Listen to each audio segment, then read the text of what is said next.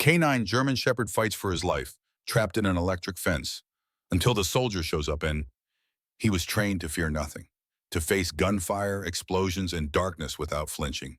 But nothing in his years of service prepared this loyal canine German Shepherd for the silent, agonizing trap of an electrified fence in the middle of nowhere. Alone, injured, and weakening with every passing second, he held on, not because of instinct, but because deep down, he believed the one person who mattered would come for him. What happened when that soldier finally appeared? It's a story of pain, sacrifice, and a bond that defies the odds.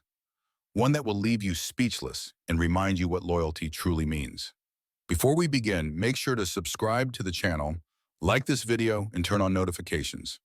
Your support helps us bring more powerful and emotional stories like this one straight to your screen. Now, brace yourself for a story that proves a true soldier doesn't always wear boots, and sometimes the bravest among us walks on four legs.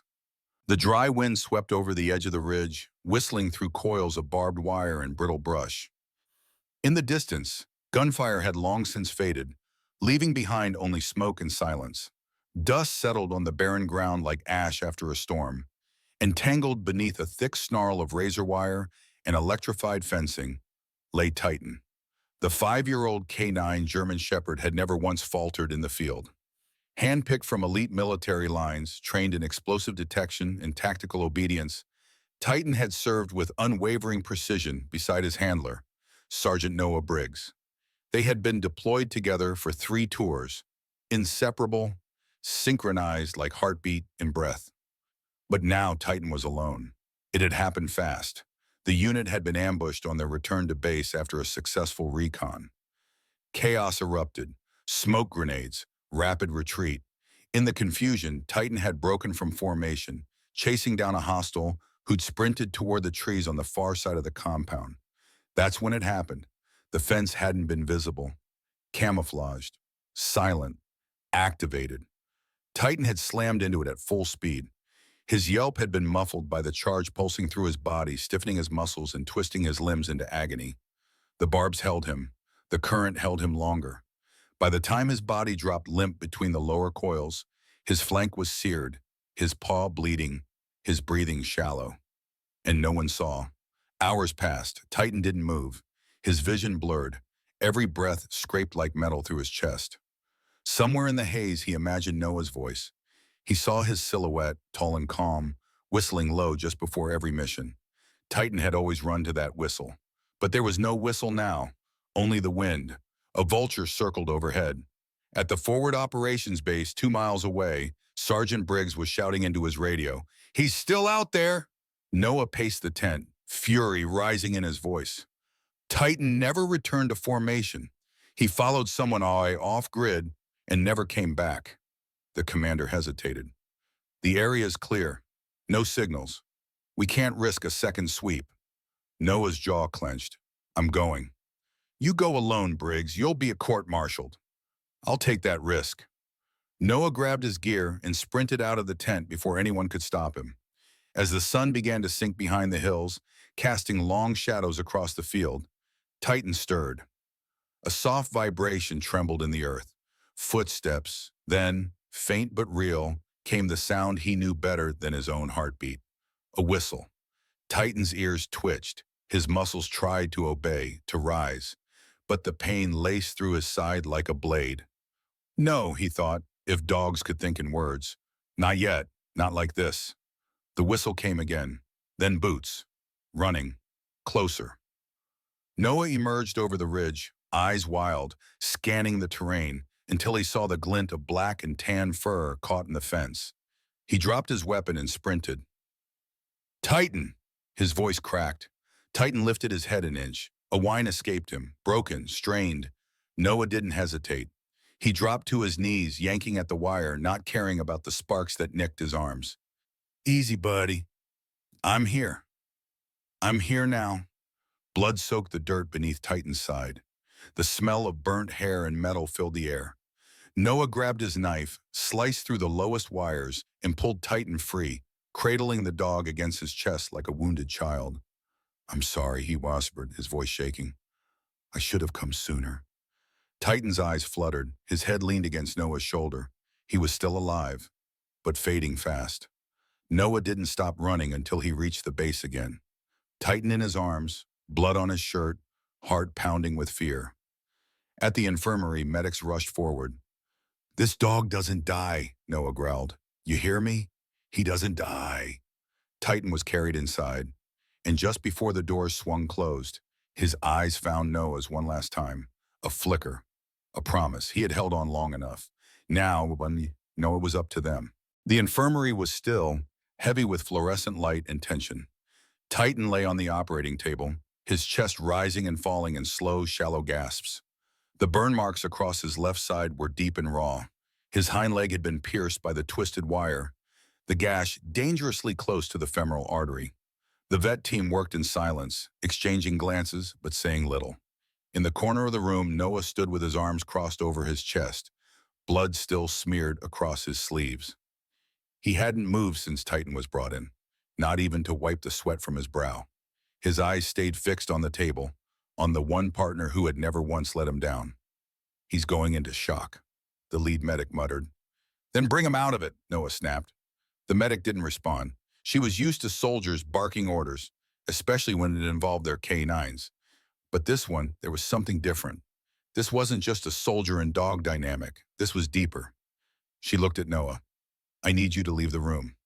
Noah stepped forward instead. "I'm not going anywhere." "He can smell your fear. You're not helping."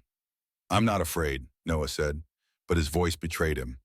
Titan suddenly let out a weak, high-pitched whimper. Noah's hands clenched, his throat tightened. The medic softened. "If you stay, talk to him. Not to me. Not to yourself, him."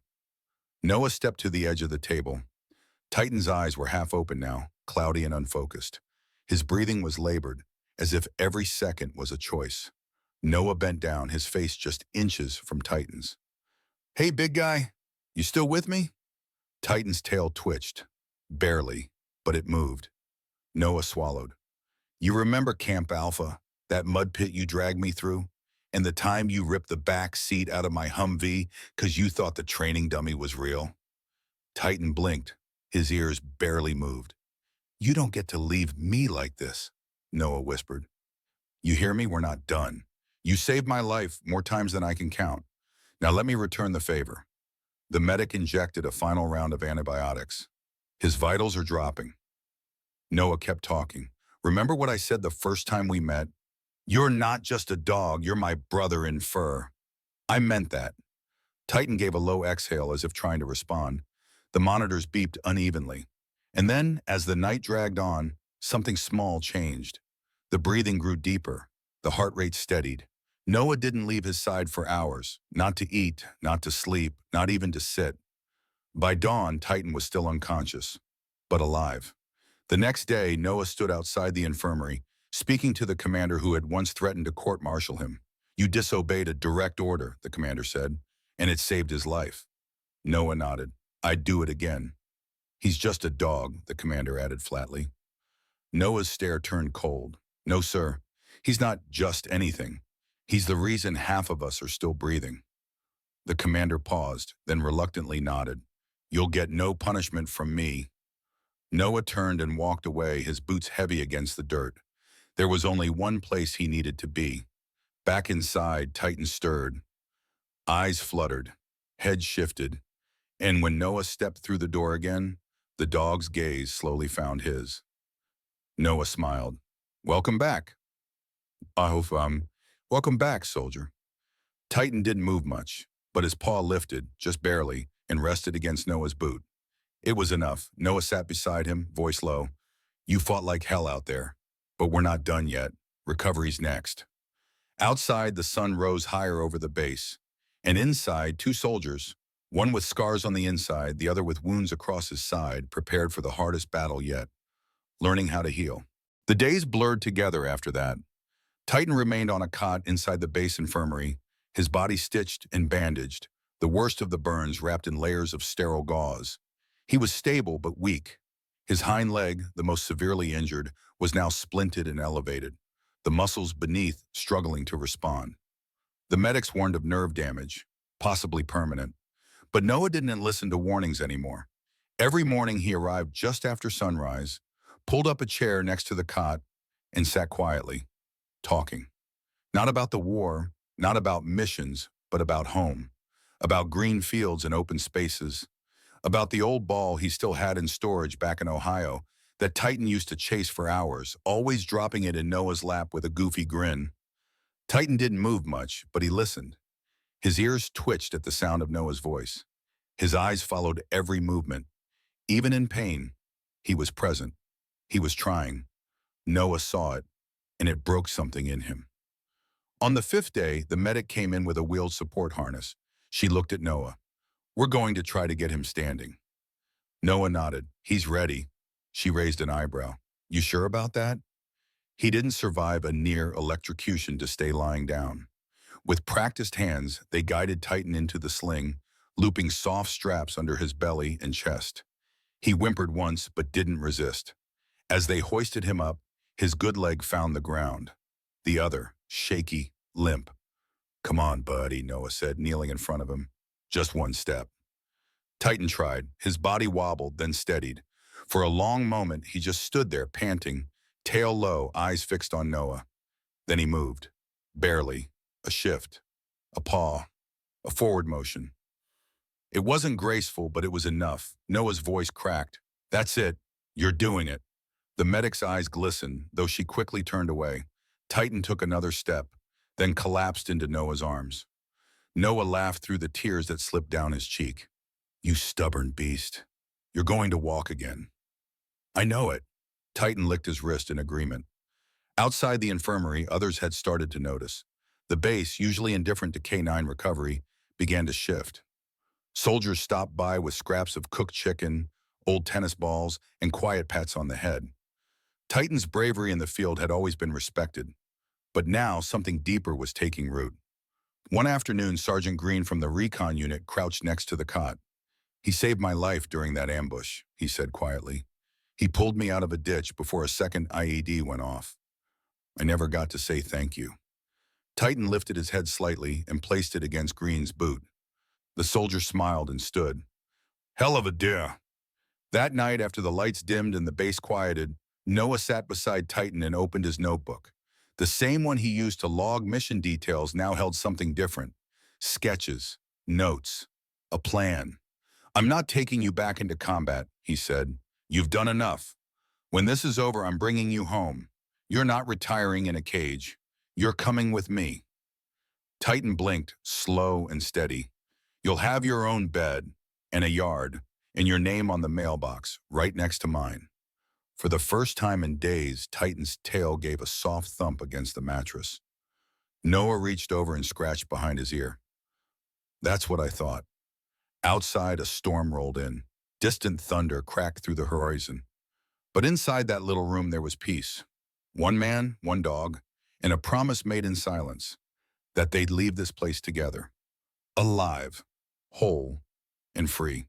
A week after Titan's first step, the real battle began. Not the one on the battlefield. That war had passed. This war was quieter, meaner. It came with forms and regulations, meetings behind closed doors, and lines drawn by people who had never seen a dog bleed for a man. Noah walked into the commanding officer's tent with Titan's medical report in hand. The dog now rested in a special recovery unit near the medic quarters, improving daily. But Noah wasn't smiling. The CO looked up from his desk. "You wanted to speak?" Noah tossed the report on the desk. "They're retiring him." The CO nodded.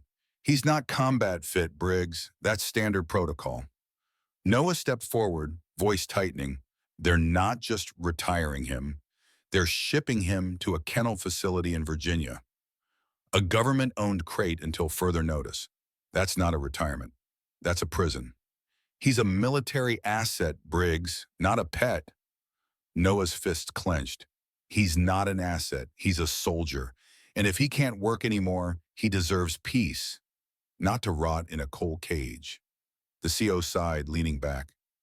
"I get it, but there's paperwork, procedures. You know that." "Then I'll file for adoption," Noah said. "Officially, I'll take him home. I've got land, a vet on call. I can do this." You'll need approval from the Department of Defense, the CO replied, and a clearance letter from the base vet. I'll get it, and it might not be fast. I'll wait. Noah turned and left without waiting for dismissal. Back in the infirmary, Titan was lying on a blanket outside in the sun, enjoying a rare breeze. His fur was starting to grow back over the burn scars. His gait, though still uneven, had improved. When Noah crouched beside him, Titan rolled to his side, tail wagging once, then twice.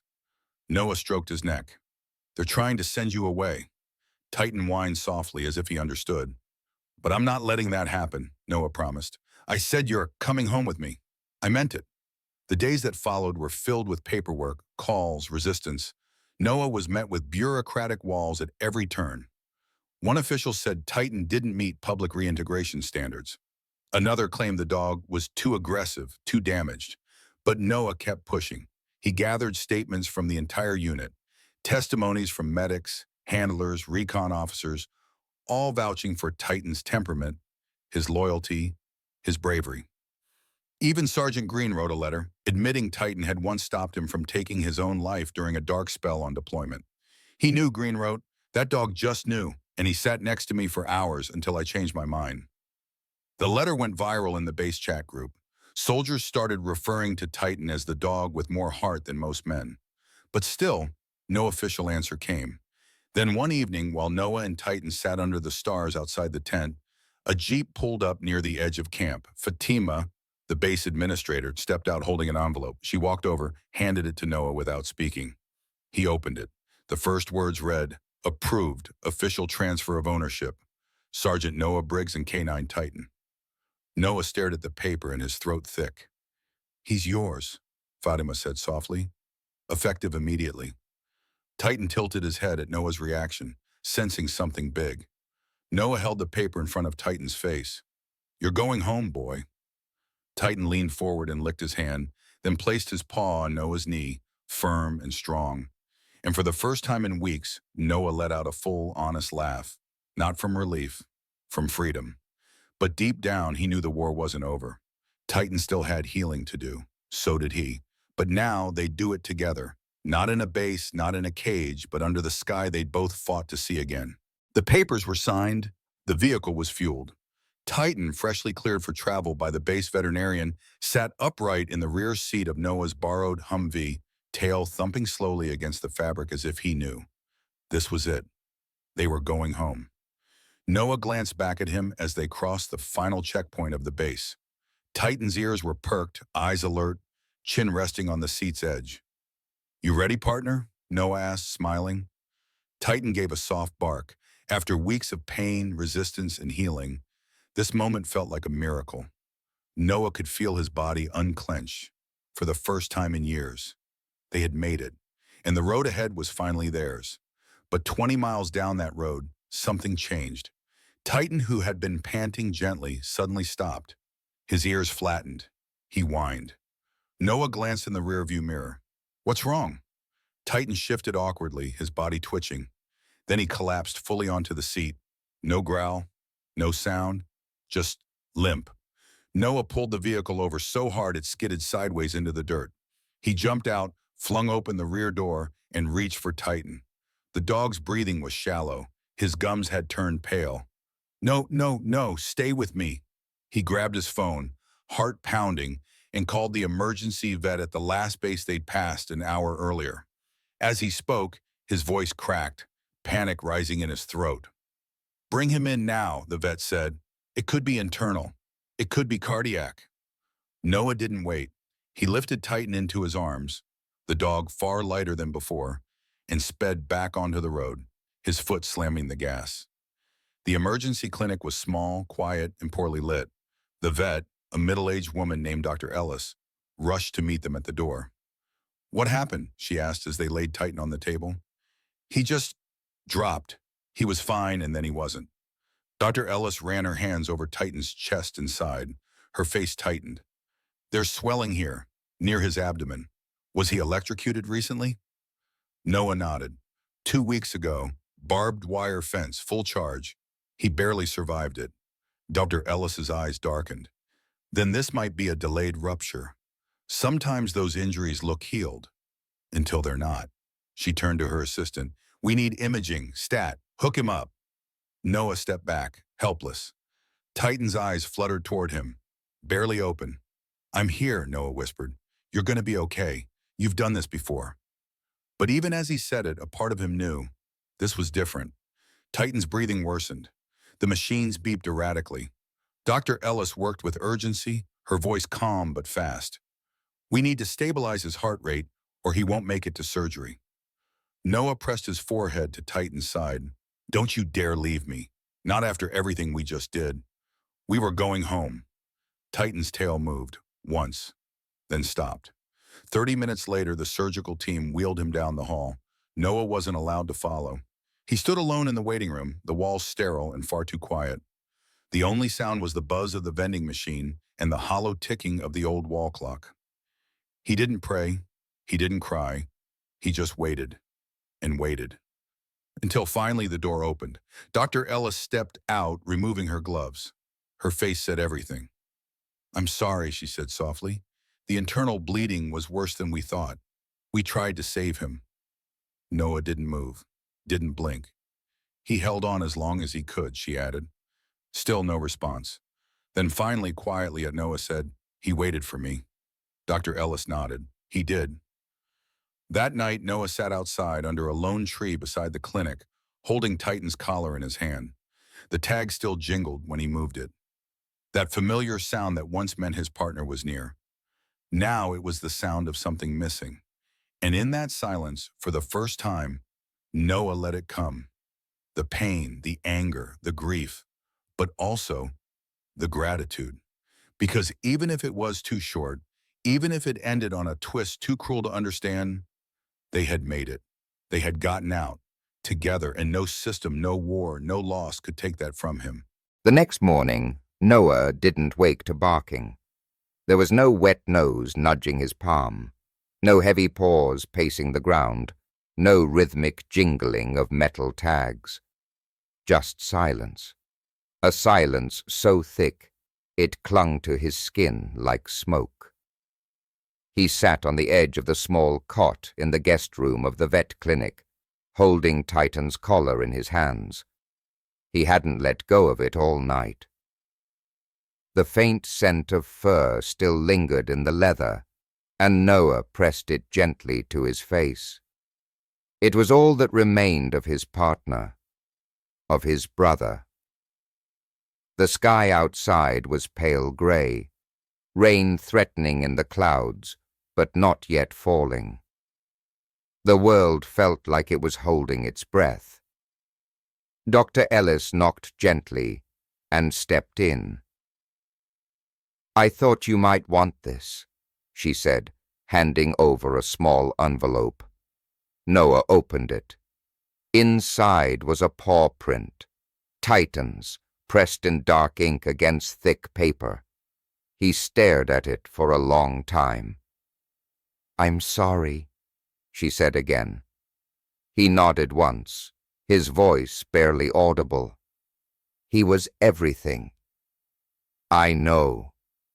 Later that day, Noah drove for hours with no direction, the passenger seat hauntingly empty.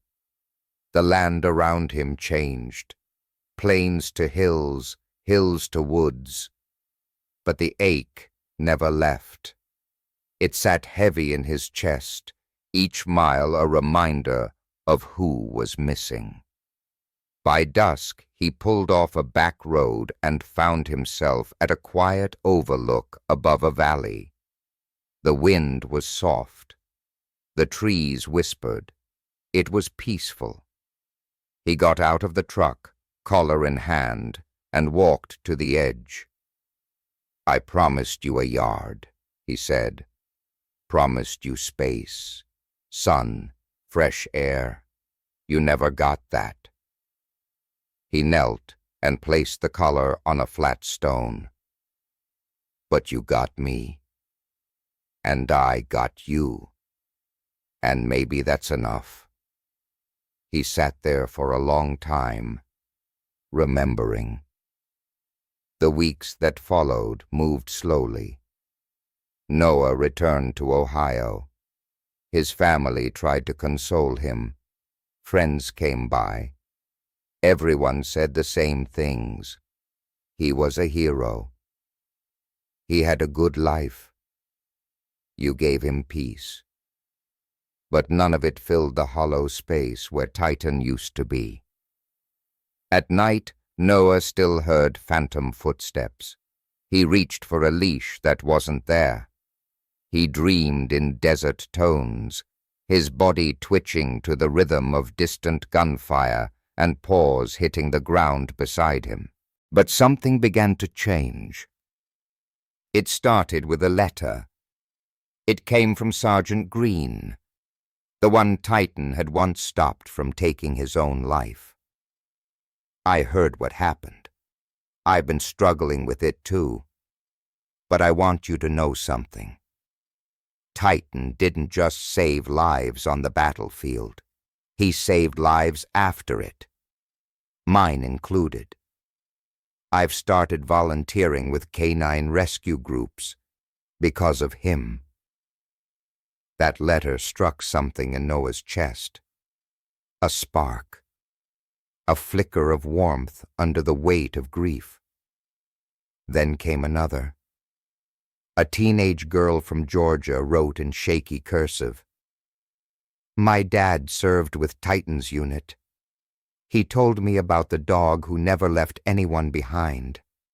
I want to be a dog handler because of him. Letters kept coming, dozens, then hundreds. Titan's story, a simple dog's loyalty, had started spreading across the country. People were naming shelters after him. Veterans were forming dog adoption networks in his honor. Kids were writing essays about him in school. His name was becoming more than a memory. It was becoming a legacy. One morning, months after that long ride home, Noah stood in a grassy field just outside Columbus. It wasn't just a field anymore. The sign near the gate read, Titan's Rest, a haven for heroes with fur. It was a facility he helped build with local donations and military grants. A sanctuary for retired working dogs, K9s too injured or too old to serve, but still worthy of a life filled with dignity, sun, and companionship. Noah visited daily. Sometimes he just walked the perimeter. Sometimes he sat and let the dogs come to him. They were broken in their own ways, just like he was. But together, they were healing. One dog in particular, a young German shepherd mix named Scout, had started following him more than the others. Big paws, ears that refused to stand up, a bark that was always louder than necessary, but his eyes, they reminded Noah of someone. One afternoon, as Scout barreled toward him with his leash trailing behind, Noah caught him mid-run and held him close. "Easy, buddy," he whispered, smiling for the first time in what felt like years. "I've got you." That night, as the sun dipped below the horizon, Noah sat on the same flat stone where he'd placed Titan's collar months before. It was still there, weathered but untouched. He looked out over the field where the dogs played freely, joyfully, like they had been born for it. "I kept my promise," he said. And he had, because the real home wasn't just a place. It was a feeling, a truth, a bond that outlived pain.